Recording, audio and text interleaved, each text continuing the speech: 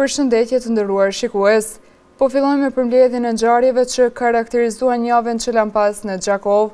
Në shënim të privitorit të 250 të Shteteve të Bashkuara të Amerikës dhe mirënjohjes që shqiptarët kanë për kontributin në SBA-s në Kosovë, në të gjitha bizneset të ca grup gjatë premtes zvaluan flamujt e Amerikës. Imazhet e siguruara nga kamera e syrit flasin për një falënderim dhe mirënjohje për amerikanët në shtetëndërtimin e Kosovës. Kompanitë që janë në umbrellën e ca grup, si Center Mall, Kino Hyri Hana, Hotel 12, Televizioni Syri, Neoplast dhe Bloku Group, vazhdojnë traditën e vendosjes së flamujve amerikanë në derë të ditës së pavarësisë së Shteteve të Bashkuara të Amerikës. Përmes këtij gjesti, shprehin respektin për SBA-n, duke konsideruar respektin ndaj Amerikës si respekt për lirinë dhe pavarësinë e vendit tonë, si dhe përmirësinë dhe përkrahjen e saj të përhershme. Kjo është një shenjë mirënjohje dhe falënderimi ndaj Shteteve të Bashkuara të Amerikës.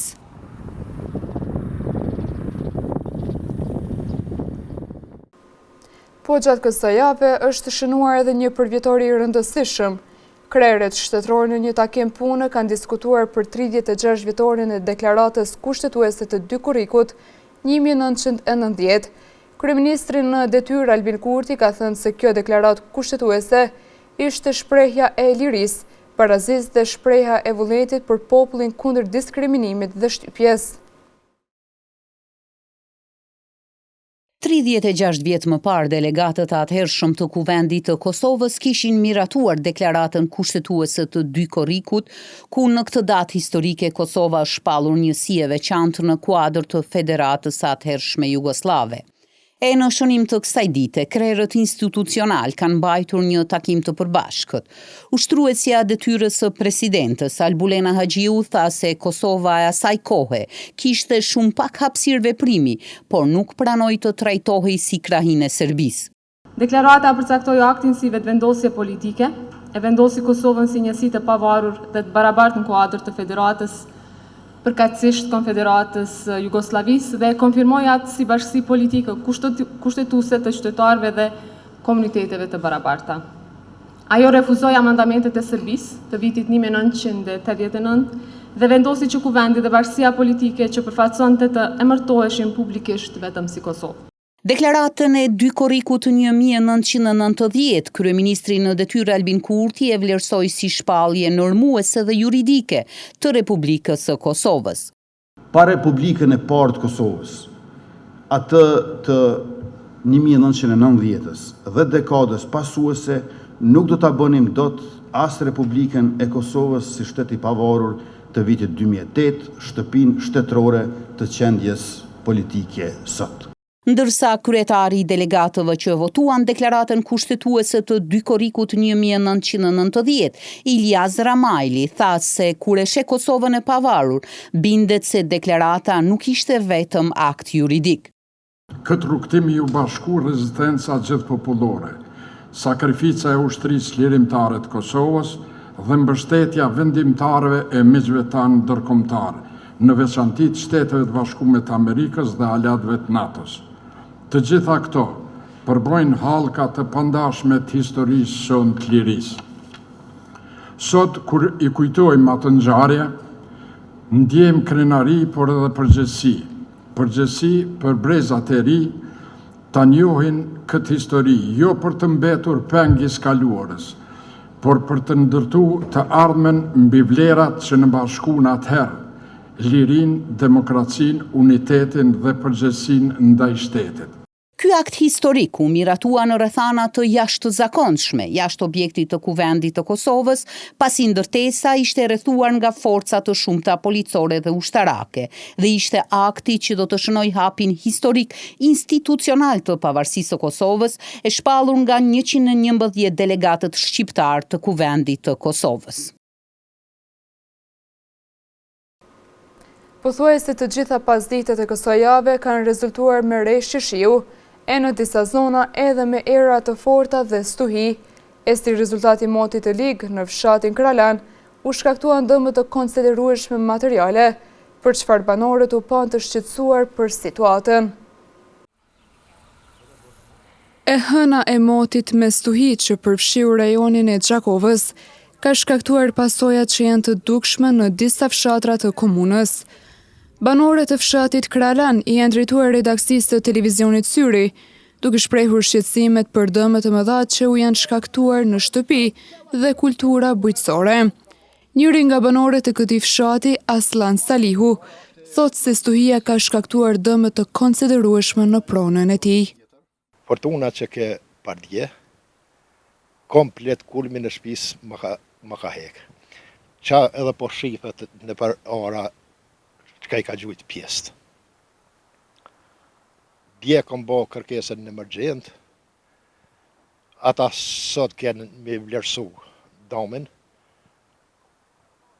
mu nuk më pritet se krejt ujtë më ka himë rena, edhe ma shpije kam baqen, me speca, me baston, me kompira, kjep, krejt mi ka dëmtu. Për të evidentuar gjendjen nga afër, në Kralan ka ndalë edhe zyrtare të drejtorisë për mbrojtje dhe shpëtim të komunës së Gjakovës.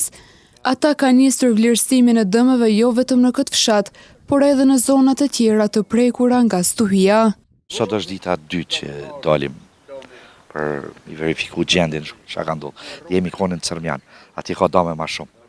Atje edhe shtëpiat janë ma afër njëra tjetrës, edhe atje kanë bërë dame shtëpia për shtëpinë, pra kulmi u hek, pra në shtëpi tjetër, pra ka pas dame shumë atë dhaja, atje janë shumë ma shumë shtëpia. Sot jemi në fshatin Kralan, jemi me një familje këtu ku kulmi i garazhave të tjerë këtu është ra në për livadhe. Kjo është shtëpia e tretë që po e vizitojmë sot. A tregoni se çka presin ndoshta banorët ose cila është ajo ndihma që mund t'ja ofroni ju? Na si drejtori kemi obligim me dalë mi verifiku gjendjen, mi vlerësu paka shumë, mi marrë shënimet, adresën e gjithat mi marrë, t'ja paraqesim pra organeve matutjeshme. Pra tash formon komisionet e kështu me radhë. Banorët shpresojnë që pas evidentimit të dëmeve të ketë edhe mbështetje konkrete për sanimin e pasojave.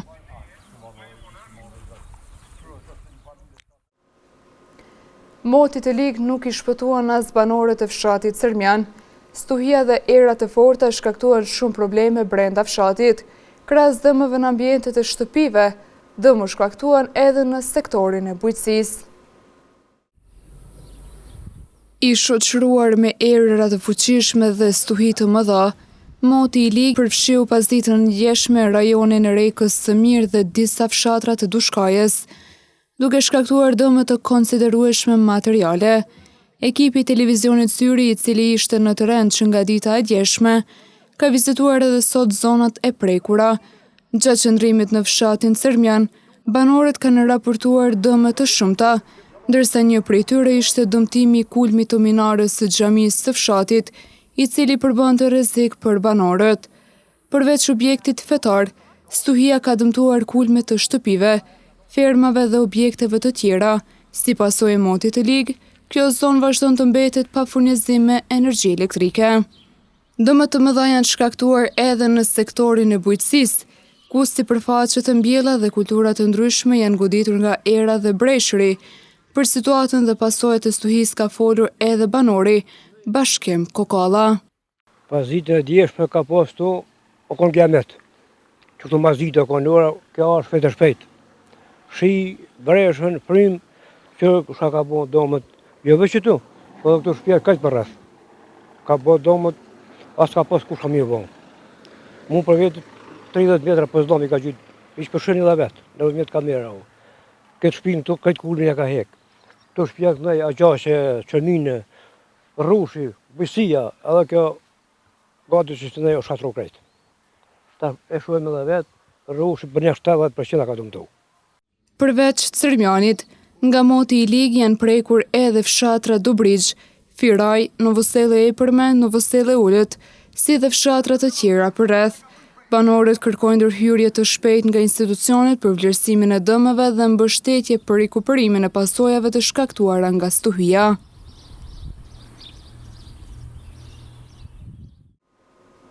Një varg premierash janë planifikuar të shfaqen gjatë gjithë muajit korrik në Kino Hyri Hana në Gjakov. Premierat nisnin me rikthimin e aventurave më të pritura për fëmijë, për të vazhduar tutje edhe një dramë të fuqishme me filmin Death of Robin Hood, duke lënë vend ditëve të nxehta të korrikut. Muaji korrik ndez ekranin e madh në kino Hyrje Hana, duke sjellë për publikun 6 histori të jashtëzakonshme që prekin çdo moshë dhe shije. Gjithçka nis me rikthimin e aventurave më të pritura për fëmijë, ku filmi Minions premton një festë të vërtet humori dhe argëtimi pafund për gjithë familjen. Por përveç të qeshurave, ky muaj sjell edhe një dramë të fuqishme me filmin The Death of Robin Hood, i cili paraqet një histori të errët mbi kapitullin e fundit dhe betejat shpirtërore të heroit të famshëm.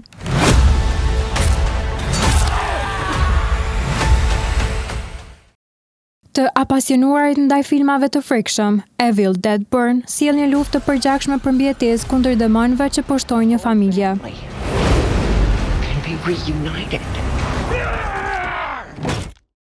Magjia e animacionit vazhdon të poshtoj zemrat tona me rikthimin e filmit Moana, një udhëtim i rifrymëzues plot guxim dhe bukuri vizuale në mes të oqeanit.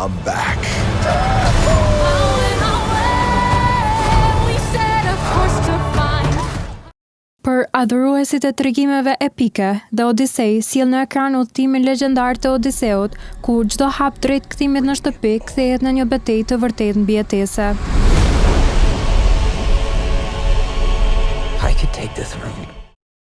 E në fund, për ata që kërkojnë adrenalin të pastër, Spider-Man Brand New Day sjell aksionin më dinamik të sezonit, ku heroi i lagjes përballet me sfida të reja. But you're in danger. You just have to trust me. Fine.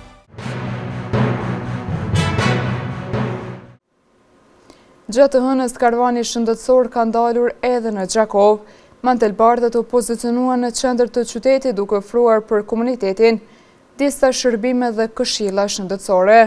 Gjatë gjithë ditës, qytetarët ndaluan të tendat e vendosura me qëllim të sigurimit të sa më shumë këshillave shëndetësore. Edhe këtë vit në Gjakov u mbajt karvani shëndetësor, i cili u zhvillua nga ora 9 deri në orën 12 në parkun e qytetit. Gjatë këtij aktiviteti, qytetarët patën mundësi të përfitojnë shërbime dhe këshilla falas lidhur me shëndetin, përfshirë matjen e tensionit të gjakut dhe nivelit të sheqerit në gjak. Për rëndësinë e këtij aktiviteti foli fillimisht drejtori i drejtorisë për shëndetësi dhe mirëqenie sociale në Gjakov, Lulzim Goçi. Sot bashkë me organizatën ACH, kemi organizuar karavanin shëndetësor për shëndetje me matën. Ky karavan ka për qëllim dhënien e këshillave shëndetësore për qytetarët e komunës sonë, për sjelljen e jetesës, mënyrën e ushqyerjes të shëndetshëm, do të thotë ka për qenë një mesazh për sjelljen e jetesës tek të gjithë ata që kanë mundësi të vizitojnë këto tenda sot. Këtë vit do të bëhen 3 sesione, ky është vetëm sesioni i parë, 2 sesione tjetër planifikojmë që të bëjnë një gjatë muajit të verës, do të thotë në fillim të muajit korrekt dhe një tjetër në gjatë muajit shtator. Ndërkaq, drejtoresha e AQH-s Hasime Tahiri Hasani tregoi rreth tematikave që u zhvilluan sot në tendat e vendosura. Po shihni këtu janë tendat tematike.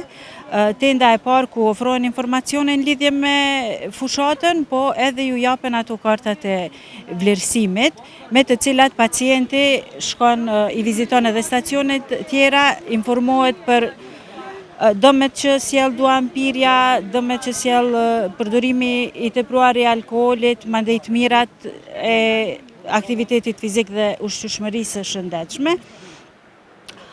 Kurse këtu po e shihni mbrapa neve tenda e cila është me personelin shëndetësor nga qendra kryesore e mjekësisë familjare në Gjakov, edhe fluksin e qytetarëve, jo vetëm sot, por çdo herë që kemi ardhur në Gjakov, interesimi ka qenë shumë i madh për me marrë shërbimet. Karvani u mirëprit edhe nga qytetarët, të cilët shprehen kënaqësinë që patën mundësi të kryejnë kontrolle bazike shëndetësore pa pagesë dhe të marrin këshilla nga profesionistët shëndetësor.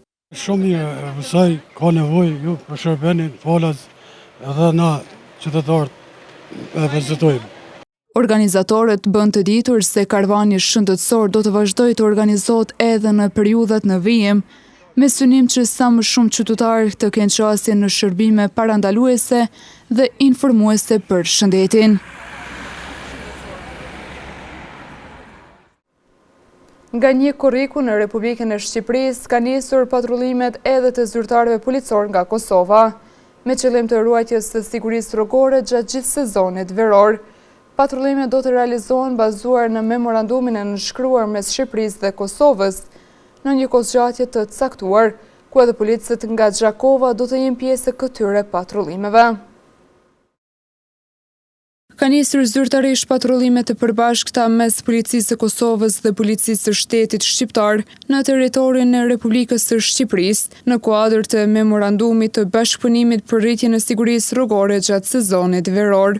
Sipas kapitenit Albin Sahaqia, zbatimi i këtij operacioni të përbashkët do të zgjas nga një korriku deri më 29 gusht 2026, me angazhimin e njësive rajonale dhe autostradës së trafikut rrugor nga e gjithë Kosova.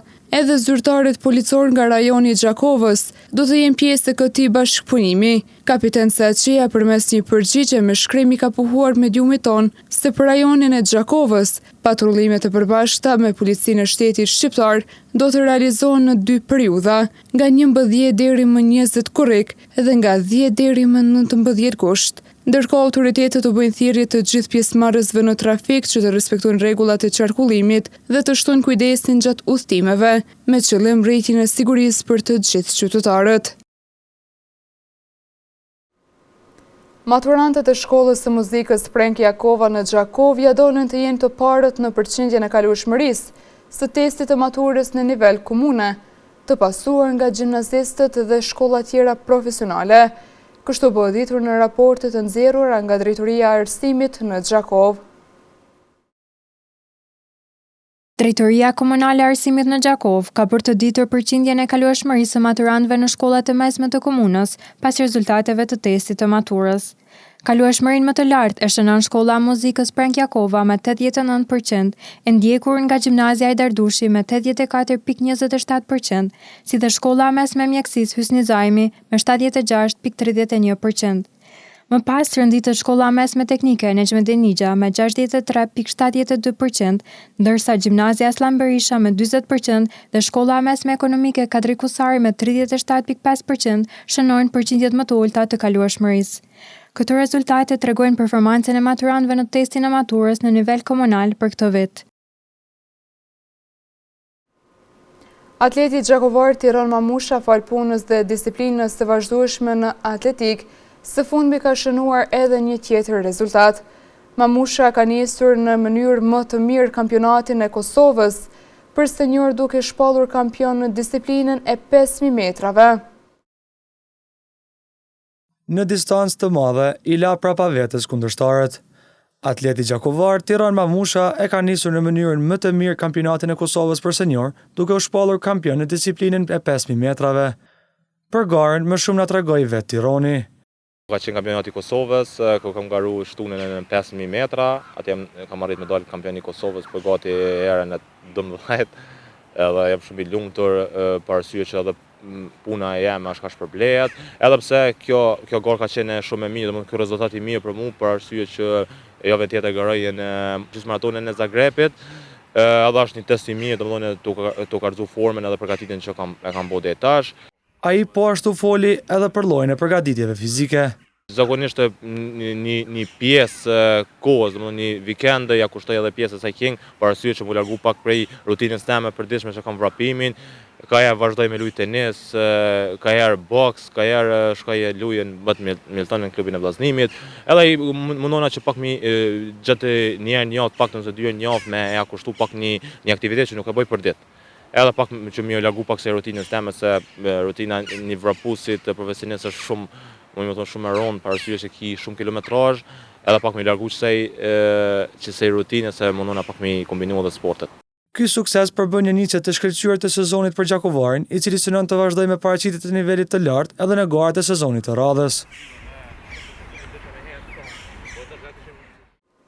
Ndoqet përmbledhje me disa prej ngjarjeve që karakterizuan javën që lan pas në Gjakovë, ndërkohë ju vazhdoni të qëndroni me programin ton. Mirëmbëjtje.